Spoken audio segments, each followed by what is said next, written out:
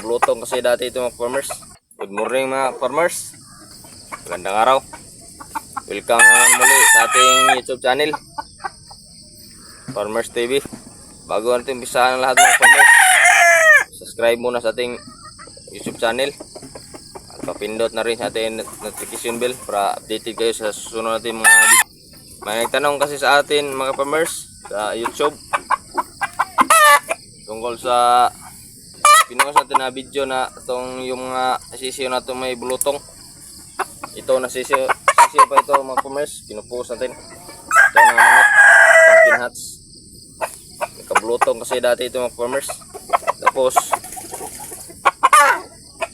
ginamot natin ng Zeromite. Ito sabihin ko dito mga farmers ay sa sarili ko na experience mga farmers. Alam natin lahat ng breeder may kanya-kanyang pamamaraan. Sa akin mga farmers, ito ay mga sarili ko lang. Dito sa amin kasi sa una mga farmers, yung una ginagamit namin sa mga manok na may bulutong, yung asin at saka sili. Lininisan muna namin yung sugat ng sisiyo at saka lagyan ng sisiyo ay asin at saka sili. Yung iba naman ng farmers, dahon ng malunggay dinidikdik, yung laman ng dahon yun ang nalagay nila sa ginagawa lang yan sa mga matanda mga farmers. Sa akin mga farmers ngayon, discovery ko ito ang ginagamit ko mga farmers.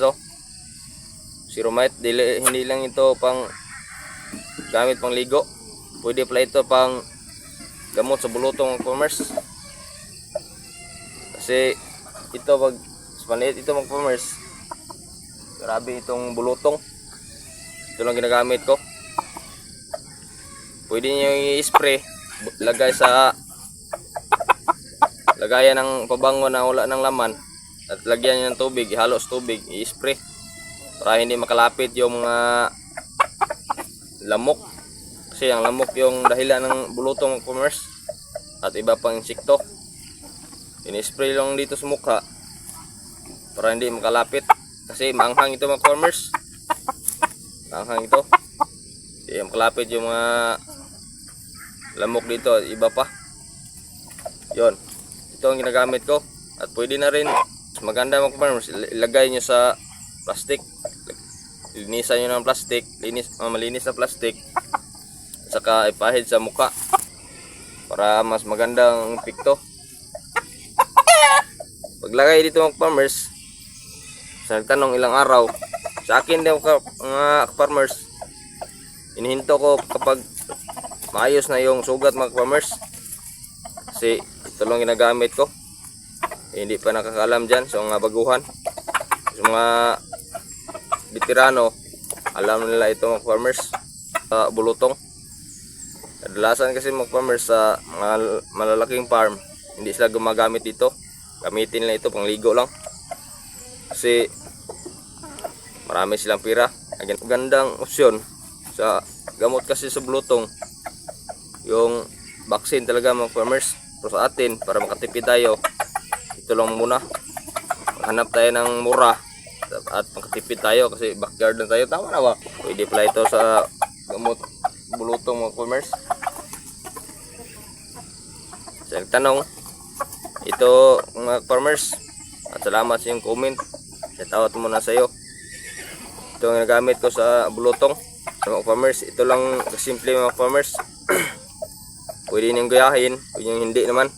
Nasa sa inyo ang desisyon mga farmers. Pero para sa akin, ito talagang ginagamit ko. At may nakagamit na dito yung kapitbahay ko. Sinabihan kong ito gamitin, pwede.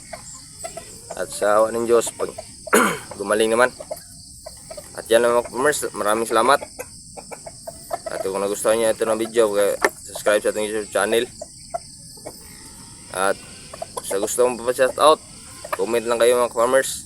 Baka ma-shout out kayo sa susunod nating video. At paki-comment na rin kung may katanungan kayo. Baka masagot natin yan sa abos na natin makakaya.